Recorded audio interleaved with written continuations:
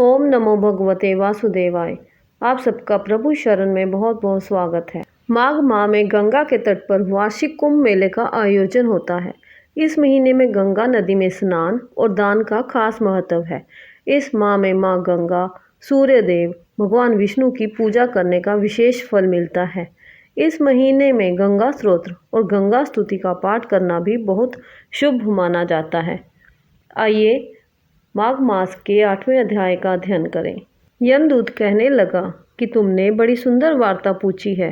यद्यपि मैं पराधीन हूँ, फिर भी तुम्हारे स्नेहवश अपनी बुद्धि के अनुसार बतलाता हूँ। जो प्राणी काया, वाचा और मनसा से कभी दूसरों को दुख नहीं देते, वे यमलोक में नहीं जाते। हिंसा करने वाले वेद, यज्ञ, तप और दान से भी उत्तम गति को नहीं पाते। अहिंसा सबसे बड़ा धर्म, तप और दान ऋषियों ने बताया है। जो मनुष्य जल या पृथ्वी पर रहने वाले जीवों को अपने भोजन के लिए मारते हैं, वे कालसूत्र नामक नरक में पड़ते हैं और वहाँ पर अपना मांस खाते हैं और रक्त पीप पान करते हैं तथा पीप की कीच में उनको कीड़े काटते हैं। हिंसक, जन्माद, काने कुबड़े, लूले लंगड़े, दरिद्र और अंगहीन होते हैं। इस कारण इस लोक तथा परलोक में सुख की इच्छा करने वाले को काया, वाचा तथा मन में दूसरों का द्रोह नहीं करना चाहिए। जो हिंसा नहीं करते, उनको किसी प्रकार का भय नहीं होता। जिस तरह सीधी और टेढ़ी दोनों प्रकार की बहने वाली नदियाँ समुद्र में मिल जाती हैं, वैसे ही सब धर्म अहिंसा में प्रवेश कर जाते हैं। ब्रह्मचारी, गृहस्थ, वानप्रस्थी तथा यति सभी अपने अपने धर्म का पालन करने और जितेंद्रिय रहने से ब्रह्मलोक को प्राप्त करते हैं। जो जलाशय आदि बनाते हैं और सदैव पांचों यज्ञ करते हैं, वे यमपुरी में नहीं जाते।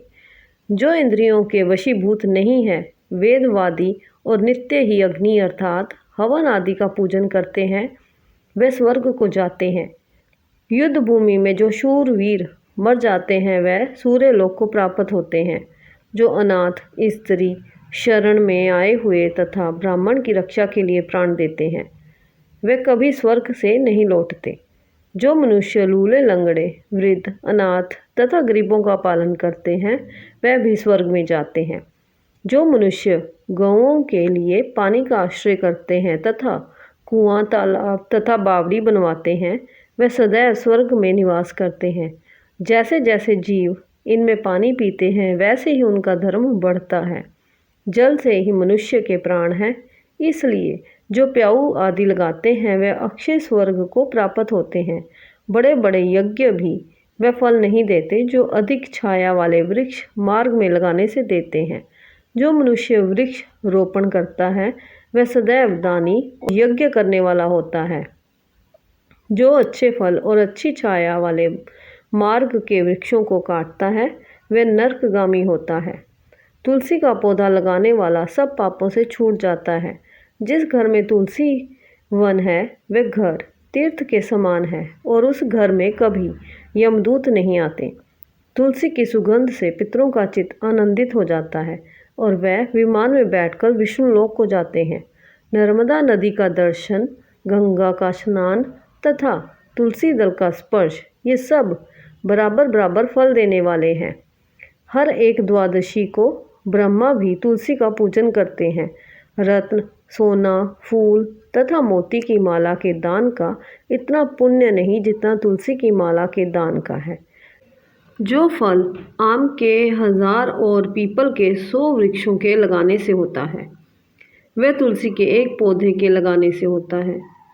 पुष्कर आदि तीर्थ, गंगा आदि नदी, वासुदेव आदि देवता सभी तुलसी में वास करते हैं।